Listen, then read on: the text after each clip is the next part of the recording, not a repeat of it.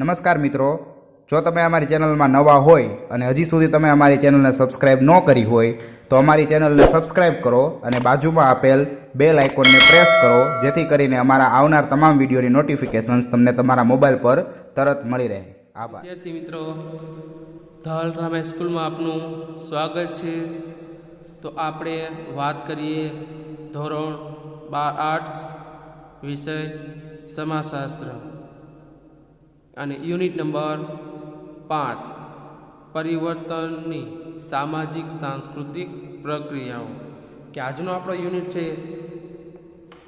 જેમાં આપણે પરિવર્તનની સામાજિક સાંસ્કૃતિક પ્રક્રિયાઓ જોવાની છે. કે પરિવર્તન એક પ્રક્રિયા છે અને પરિવર્તન એટલે કે ફેરફાર જે હોય તેનાથી કંઈક જુદું જ થવું એટલે પરિવર્તન. પરિવર્તન એટલે કે શું, કે એમાં જે વસ્તુ છે એ વસ્તુમાં કંઈક જુદું જ અલગ પ્રકારનું પરિવર્તન લાવવું. જ્યારે નોંધપાત્ર ફેરફાર દેખાય ત્યારે પરિવર્તન આવ્યું હોય એવું આપને જણાય છે. પરિવર્તન કુદરતનો નિયમ જ છે. કુદરતની જેમ સમાજમાં સતત પરિવર્તન જોવા મળે છે. સાતત્ય અને પરિવર્તન એ દરેક સમાજનું લક્ષણ છે. એટલે છે કે જે ટકાવી રાખવું અને એમાં પરિવર્તન લાવવું એ પણ એક સમાજનું મહત્ત્વનું લક્ષણ છે. જેમાં આપણે સામાજિક, સાંસ્કૃતિક અને પરિવર્તનની અવિરત ચાલતી ઘટના છે. કે જે આપણું સમાજનું સામાજિક રીતે, સાંસ્કૃતિક રીતે જે પ્રક્રિયાઓ છે એ અવિરત એટલે કે જે પદ્ધતિ ચાલી આવી છે એ પદ્ધતિમાં પરિવર્તન તો આવ્યા જ કરશે. તો હવે આપણે છે સામાજિક પરિવર્તનનો અર્થ, એની વ્યાખ્યા, એના વિશે આપણે માહિતી મેળવીએ. તો જોઈએ કે સામાજિક પરિવર્તનનો અર્થ. સામાજિક પરિવર્તન એ અવિરત ચાલતી ઘટના છે અને તે સાર્વત્રિક છે. કે સામાજિક પરિવર્તન અવિરત એટલે કે કન્ટિન્યુ ચાલતી, લાંબો સમય સુધી ચાલતી ઘટના છે અને સાર્વત્રિક બધામાં સમાજના રચનાતંત્રમાં સતત ફેરફાર થાય છે. તેના પરિણામે સંસ્થાઓમાં પરિવર્તન જોવા મળે છે. જ્યારે સામાજિક સંગઠનોના સ્વરૂપમાં નોંધપાત્ર ફેરફાર થાય ત્યારે તેને સામાજિક પરિવર્તન કહેવાય છે. ઉદાહરણ રૂપે જ્ઞાતિ સંસ્થામાં આવેલું પરિવર્તન. કે સામાજિક રીતે કંઈક અલગ અલગ પ્રકારના પરિવર્તનો આવે છે. માનો કે એક્ઝામ્પલ તરીકે આપણે હાલની પરિસ્થિતિમાં જોઈએ તો જો કોરોના મહામારી છે એમાં આપણે જે તમે ઓનલાઈન એજ્યુકેશન મેળવી રહ્યા છો તો એક પ્રકારનું તમારામાં શિક્ષણમાં આવેલું પરિવર્તન કહેવાય. કે તમે જે સ્કૂલમાં આવે, કોલેજમાં જે વિદ્યાર્થી છે, સ્કૂલમાં જે વિદ્યાર્થી એજ્યુકેશન મેળવે છે તો અત્યારની જે પરિસ્થિતિ છે એમાં પરિવર્તન આવી ગયું છે કે આપણે ઘરે બેઠા હોમવર્ક મળી જાય છે, પછી તમને ટાઈમ ટુ ટાઈમ તમારા લેક્ચર મળી રહેતા હોય છે, કે જેથી કરીને આપણે એ પરિવર્તનની પ્રક્રિયા સાથે જોડાવવું પડે છે. તો એટલા માટે જેમ કે છે કે સામાજિક પરિવર્તનની અવિરત ચાલતી ઘટના છે અને તે સાર્વત્રિક ઘટના છે.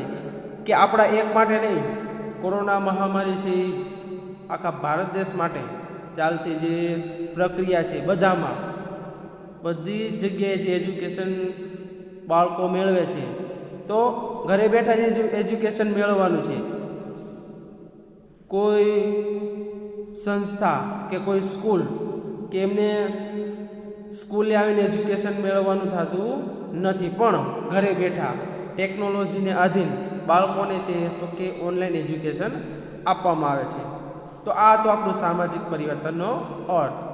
હવે આપણે જોઈએ સામાજિક પરિવર્તનની વ્યાખ્યા કે જે કિંગલેસ ડેવિસ દ્વારા આપવામાં આવેલી છે.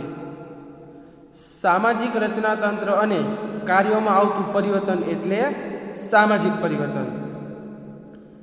દાખલા તરીકે જોઈએ કે સંયુક્ત કુટુંબના સ્થાને વિભક્ત કુટુંબનું પ્રચલન એ રચનાતંત્રમાં પરિવર્તન સૂચવે છે. તેમજ કુટુંબનું મનોરંજનનું કાર્ય સિનેમા ટીવીએ લઈ લીધું જે કાર્યમાં પરિવર્તન સૂચવે છે. કે સામાજિક રચનાતંત્ર અને કાર્યોમાં આવેલું પરિવર્તન એટલે કે સામાજિક પરિવર્તન. માનો કે આપણું જે તંત્ર છે, જે ઘરના કાર્યો છે, એમાં તમે જોશો કે અવારનવાર સામાજિક રીતે પરિવર્તનો આવતા છે. જેમાં આપણે તમે જોઈએ તો કે ઘરમાં સમાજમાં જે રચનાતંત્રની જે માળખાકીય કાર્યોની જ્યારે વાત કરવામાં આવે ત્યારે તમે જોશો કે અત્યારની જે પરિસ્થિતિમાં જુઓ તો ખૂબ જ પરિવર્તનનું માળખું જોવા મળતું છે. જેમ સંયુક્ત કુટુંબના સ્થાને વિભક્ત કુટુંબનું જેમ જેમ વધારો થઈ રહ્યો છે, જે રચનાતંત્રમાં પરિવર્તન સૂચવે છે કે જે અલગ રહેવા એટલે કે સંયુક્ત એટલે કે જે સાથે કુટુંબ હતું, જે કુટુંબના સભ્યો બધા સાથે રહેતા હોય એમાંથી વિભક્ત એટલે કે માતા પિતાથી અલગ થઈ જતા હોય કે પતિ પત્ની અને એમના બાળકો, તો એ તમે જોશો કે કુટુંબનું મનોરંજનનું કાર્ય સિનેમા ટીવીએ લઈ લીધું છે અને એ કાર્યમાં પરિવર્તન સૂચવે છે. કે મોડર્ન યુગની જે મહિલાઓ છે એમને અલગ અલગ રીતે હરવા ફરવાનો શોખ હોય, બહાર જમવાનો શોખ હોય, તો તેના કારણે શું થાય છે તો કે સંયુક્તમાંથી વિભક્ત કુટુંબની રચના કરી આવતા હોય છે. એમાં પરિવર્તન સૂચવ્યું છે, આખું રચનાતંત્ર છે એમાં પરિવર્તન આવી જતું હોય છે. તો આ હતી આપણી સામાજિક પરિવર્તનની વ્યાખ્યા. હવે આપણે જોઈએ તો કે સામાજિક પરિવર્તનના લક્ષણો. સામાજિક પરિવર્તન પ્રક્રિયા છે. સામાજિક પરિવર્તન સાર્વત્રિક પ્રક્રિયા છે. સામાજિક પરિવર્તન સામાજિક રચનાતંત્રમાં ફેરફાર સૂચવે છે. સામાજિક પરિવર્તન સામાજિક કાર્યોમાં ફેરફાર સૂચવે છે. સામાજિક પરિવર્તન સ્વયંજનિત તેમજ આયોજિત પ્રક્રિયા સ્વરૂપે જોવા મળે છે. કે આ લક્ષણો આપણને શું સૂચવે છે કે સામાજિક રીતે સમાજમાં, પછી ઘરમાં, પછી આપણે ખુદ જે કાર્ય થઈ રહ્યા છે એમાં બધામાં ક્યાંક ને ક્યાંક પરિવર્તનની પ્રક્રિયા જોવા મળે છે. કે જે સામાજિક પરિવર્તનના લક્ષણો આપણને શું સૂચવે છે કે અલગ અલગ જે સમાજમાં, ઘરે, આપણા બિહેવિયરમાં, આપણું જે એટલે કે રહેવાની જે પદ્ધતિ છે એ બધામાં સામાજિક પરિવર્તનની પ્રક્રિયા જોવા મળે છે. તો આ હતા આપણા સામાજિક પરિવર્તનના લક્ષણો. હવે આપણે વાત કરીએ સાંસ્કૃતિક પરિવર્તન. કે ભારતીય સમાજમાં સામાજિક પરિવર્તનને સમજવા માટે સાંસ્કૃતિક પરિવર્તનનો ખ્યાલ ખૂબ જ મહત્ત્વ ધરાવે છે. વિવિધ પરિબળોની અસરને કારણે આધુનિક સમયમાં પરંપરાગત ભારતીય સમાજમાં અનેકવિધ સાંસ્કૃતિક પરિવર્તનો આવ્યા છે. કે આપણે તમે જોયું છે કે જે આધુનિક સમયમાં પરંપરાગત ભારતીય સમાજમાં અનેકવિધ સાંસ્કૃતિક પરિવર્તનો, કે જે વંશ પરંપરાગત જે વ્યવસાય હતા એમાં તમે જોશો કે સાંસ્કૃતિક રીતે વ્યવસાયની દ્રષ્ટિએ એમાં ખૂબ જ પરિવર્તનની પ્રક્રિયા જોવા મળે છે. જે આપણા વડીલોની જે નીતિ નિયમો હતા, રહેણીકરણ હતી, ભાષા હતી, એમાં બધામાં આપણે જોઈએ તો એક અલગ જ પ્રકારનું પરિવર્તનનું માળખું જોવા મળે છે. હવે આપણે વાત કરીએ સાંસ્કૃતિક પરિવર્તનનો અર્થ અને વ્યાખ્યા. કે સાંસ્કૃતિક પરિવર્તન એક વિશાળ અર્થ ધરાવતી વિભાવના છે. તેમાં સંસ્કૃતિમાં સમાવેશ તમામ બાબતો જેવી કે કલા, વિજ્ઞાન, યંત્ર વિજ્ઞાન, તત્વજ્ઞાન, ભાષા, સાહિત્ય વગેરે તેમજ સામાજિક સંગઠન જે તંત્ર છે એના સ્વરૂપો, રચના અને કાર્યોમાં આવેલા પરિવર્તનનો સમાવેશ કરે છે. કે જે આપણું સાંસ્કૃતિક પરિવર્તનનું માળખું છે અથવા સંસ્કૃતિ છે એમાં તમામ બાબતો બધી બાબતો છે, કલા છે, વિજ્ઞાન છે, યંત્ર વિજ્ઞાન છે, લોજિકલ છે, ભાષા એટલે કે જે આપણી ભાષા, સાહિત્ય, પછી જે સામાજિક સંગઠનના જે સ્વરૂપો છે, તમે જોશો કે એ બધા જે કાર્યો છે એમાં ખૂબ જ પરિવર્તનનો સમાવેશ થાય છે. માનો કે એક્ઝામ્પલ તરીકે આપણે વાત કરીએ કે આપણું ગામ છે હજારો વર્ષ જૂનું, તો એ ગામ છે આધુનિક સમયમાં એ ગામમાં એ જ પ્રકારની પ્રણાલી જોવા મળશે નહીં. ભાષાની દ્રષ્ટિએ, રહેણીકરણની દ્રષ્ટિએ તમે જોશો કે અત્યારના સમયમાં, આધુનિક સમયમાં જે હજારો વર્ષ જૂનું ગામ છે તો એમાં પણ અત્યારે ઘણા એવા પરિવર્તનો આવી ગયા છે. માનો કે ખેતી માટે જે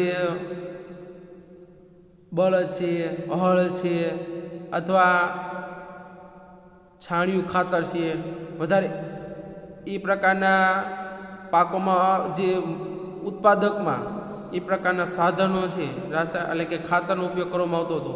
પણ આધુનિક સમયમાં આપણે જોઈએ તો જે હજારો વર્ષ જૂનું ગામ હોય છે એમાં પણ પરિવર્તન આવી ગયું છે. તો કે રાસાયણિક ખાતર છે, પછી ટેકનોલોજી દ્વારા છે તો કે ટ્રેક્ટરનો ઉપયોગ કરવામાં આવે છે ખેડાણ માટે, પછી જંતુનાશક દવાઓ માટે તમે જોશો કે અલગ અલગ પ્રકારના રાસાયણિક ખાતરનો ઉપયોગ કરવામાં આવે છે. પછી ટપક પદ્ધતિ છે, ફુવારા પદ્ધતિ છે, આ અલગ અલગ તમે જોશો કે ઘણા એવા પરિવર્તનો છે તો કે જોવા મળે છે. સંસ્કૃતિનો ખ્યાલ વિશાળ છે. સંસ્કૃતિના ભૌતિક અને અભૌતિક પાસામાં આવતું પરિવર્તન સાંસ્કૃતિક પરિવર્તન છે.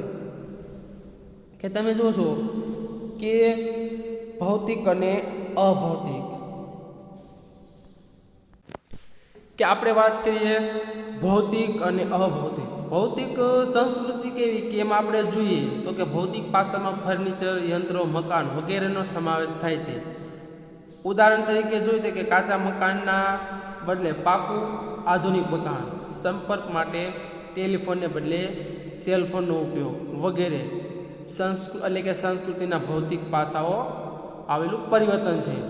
તેવી જ રીતે સંસ્કૃતિના અભૌતિક પાસામાં ચિત્રકલા, નૃત્યકલા, જ્ઞાન, ભાષા વગેરેનો સમાવેશ થાય છે.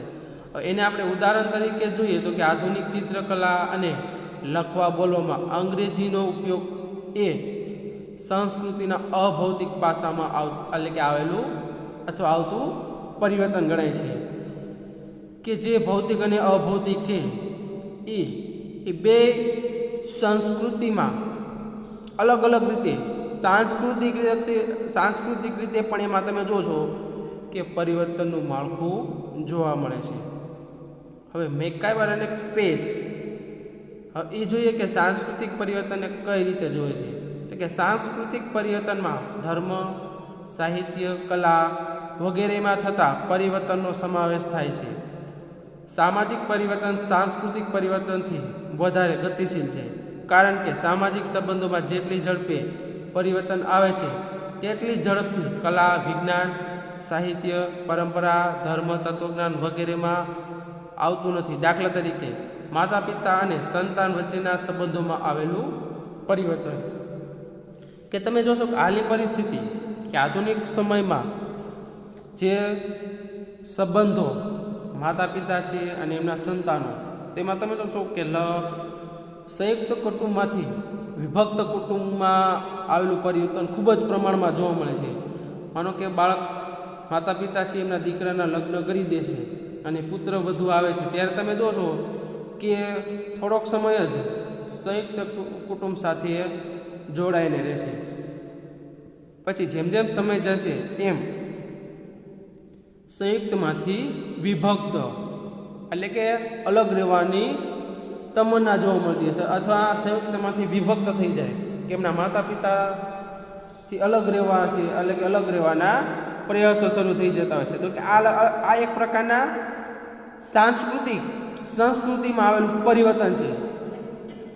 સામાજિક અને સાંસ્કૃતિક પરિવર્તન પરસ્પર અસર પહોંચાડે છે, બંનેની સમાજ પર અસર પડે છે. દાખલા તરીકે જૂથ જીવન અને સંબંધોમાં પરિવર્તન આવે તો સંસ્કૃતિના તત્વો, મૂલ્યો, માન્યતાઓ એની પર અસર પહોંચાડે છે. એવી જ રીતે સાંસ્કૃતિક વાતાવરણ બદલાતા સમાજ જીવન બદલાય છે, આમ એકબીજા પર અસર કરે છે. દાખલા તરીકે સાંસ્કૃતિક પરિવર્તનથી ગ્રામીણ જીવનમાં પરિવર્તન આવ્યું છે.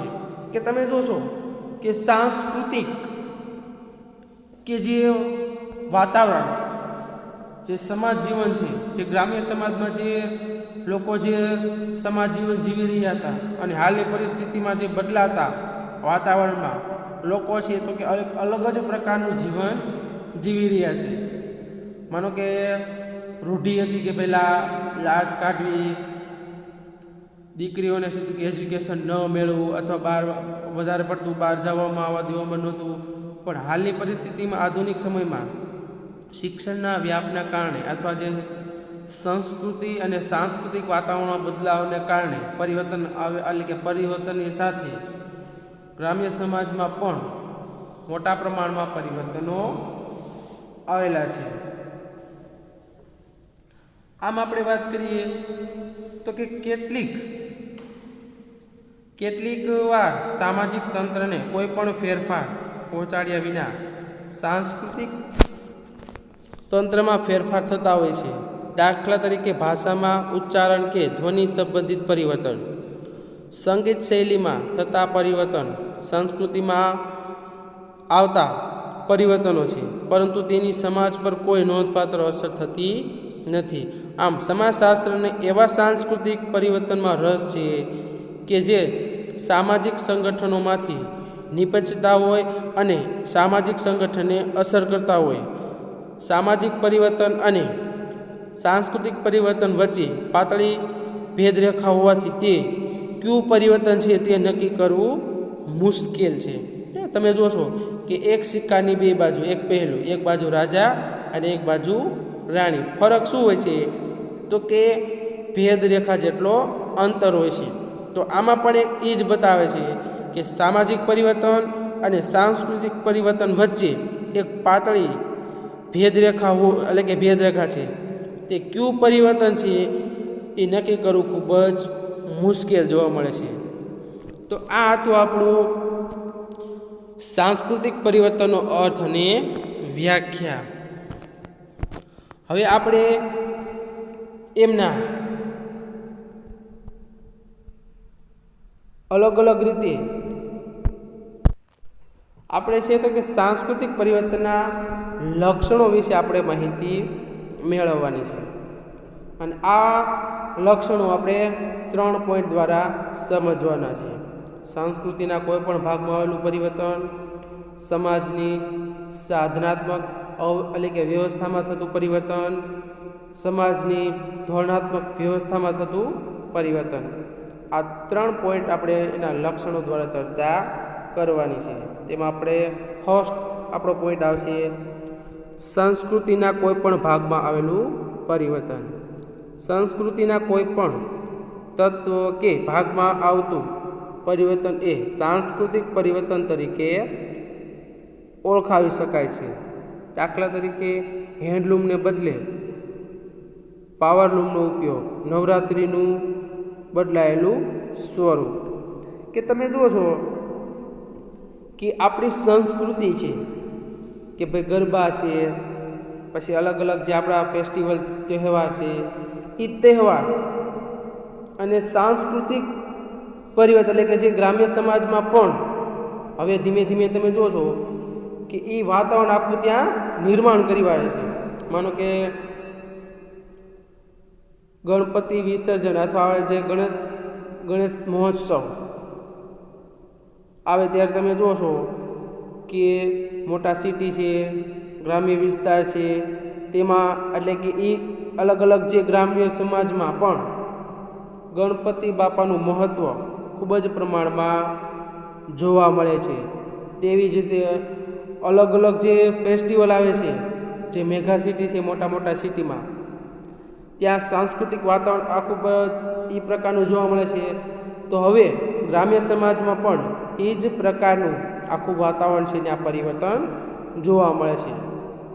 જે સંસ્કૃતિ છે એના ભાગો છે ધીમે ધીમે પરિવર્તન થવા લાગે છે. કે જે ગ્રામ્ય સમાજમાં જે સંસ્કૃતિ હતી એ આખી ધીમે ધીમે પરિવર્તન થવા લાગે છે અને ત્યાં પણ એક સાંસ્કૃતિક વાતાવરણ આખું બદલાયેલું જોવા મળે છે. સમાજની હવે લક્ષણ નંબર 2 કે સમાજની સાધનાત્મક વ્યવસ્થામાં થતું પરિવર્તન. સમાજ પોતાની જરૂરિયાતો સંતોષવા માટેના સાધનો વિકસાવે છે, જેમાં આપણે યંત્રો, વાહનો, મકાનો, પુસ્તકો, વાસણ, ફર્નિચર વગેરે મુખ્ય સગવડના સાધનોમાં આવેલું પરિવર્તન એટલે કે સાંસ્કૃતિક પરિવર્તન. દાખલા તરીકે બેસવા માટે સોફા સેટ, જમવા માટે ડાઇનિંગ ટેબલનો ઉપયોગ, કે આધુનિક સમયમાં અદ્યતન સુવિધાઓ. અત્યારે તો આપણે વાત જ ન કરી શકાય કે કપડાં ધોવા માટે વોશિંગ મશીન, પછી રોટલી બનાવવા માટે પણ મશીન આવી ગયા છે. એક બાજુ તમે લોટનો ખાલી એક પીંડો નાખો અને તરત જ રોટલી છે એટલે કે ગરમ આખી કમ્પ્લીટ થઈ જતી હોય છે. ગરમ પાણી માટે સોલાર, ગીઝર, કે આપણે આપણો જે ચૂલો છે એની ઉપર આપણે ગરમ પાણી કરતા હોઈએ. તો અત્યારે તમે જુઓ છો કે જે અલગ અલગ ટેકનોલોજી દ્વારા જે આખી જે સમાજ વ્યવસ્થા, જે ઘરમાં આપણે તમે જુઓ છો કે આખું માળખું જ બદલાઈ ગયું છે. ગરમ પાણી માટે છે તો કે તમે જુઓ છો ગીઝર છે, સોલાર છે. પછી આપણે પીવા માટે તમે જુઓ છો તો કે આપણે ગોળાનું પાણી પીએ છીએ, તો એની જગ્યાએ તમે જુઓ છો કે પાણી માટે તમે જુઓ છો કે ફિલ્ટર કરીને લોકો પાણી પીતા હોય છે. એવી જ રીતે આપણે જે મકાનમાં આપણે અદ્યતન સુવિધાઓ માટે વાસણની જ્યારે વાત કરવામાં આવે ત્યારે તમે જોશો કે અલગ અલગ પ્રકાર કાચના છે, પછી ફાઈબરના છે. એમાં તમે જોશો કે અઢળક પ્રકારે ડિઝાઇન છે, પેટર્ન દ્વારા છે. પછી ફર્નિચરની જ્યારે વાત કરવામાં આવે તો કે મકાનમાં તમે જોશો કે ફર્નિચર, પીઓપી અલગ અલગ રીતે ખૂબ જ મોટા પ્રમાણમાં પરિવર્તનો જોવા મળે છે. પછી આપણે લાસ્ટ પોઈન્ટની વાત કરીએ કે સમાજની ધોરણાત્મક વ્યવસ્થામાં થતું પરિવર્તન, કે સામાજિક સંબંધોની વ્યવસ્થા ટકાવવા સમાજ ધોરણોની વ્યવસ્થા રચે છે, જે સંસ્કૃતિનો ભાગ છે. તેથી જ ધોરણાત્મક વ્યવસ્થામાં થતા પરિવર્તનને સાંસ્કૃતિક પરિવર્તન કહેવાય છે. દાખલા તરીકે લગ્ન અંગેના કાયદામાં બદલાવ, સ્ત્રીઓને અધિકાર આપતા કાયદા, રાજાશાહીમાં લોકશાહી શાસન વ્યવસ્થા. કે ધોરણાત્મક એટલે કે તબક્કાવાર, કે જે વ્યવસ્થા ટકાવવા માટે